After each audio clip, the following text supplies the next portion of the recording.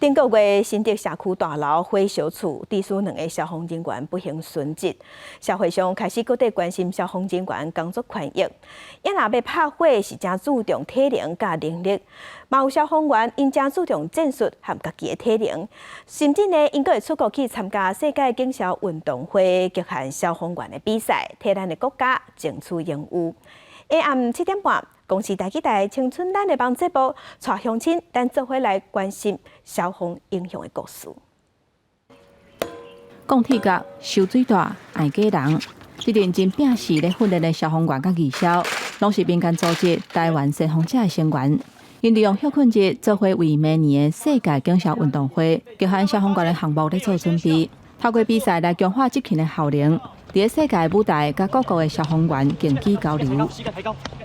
去年加拿大的话，极限消防员个人是第3名嘛。那这个也是以前台湾没有人去挑战过这个项目，那我是第一个挑战，也是第一个获奖的嘛。咱去接受这科学化的训练的时阵，会使把这较有系统性的训练导入咱消防的迄训练内底安尼。训练的教官甲队长，大部分是为桃园消防局训练科战术体能指导员专班来的。因结婚了后，就去各地教学，推广战术体能的知识，希望让消防员出勤的时阵会当知影安怎保护家己。消防做食体能的啦，平常时若无咧训练，你若阁加上这种日积月累的疲劳性，精神就已经做无好啊。啊，你体能当然嘛无度去表现出来，所以就容易受伤的啦。真正是你有训练，你的体力较好，吼，你的气力嘛较大。因为有当时你唔知你会拄到啥物款的病人。拍火兄弟伫咧前线冒险救人，唔通等到不幸的代志发生了后才知影来检讨。面对火场的压力，基层的消防员希望透过家己的训练，让台湾公务体系消防观念做会到国际上的脚步。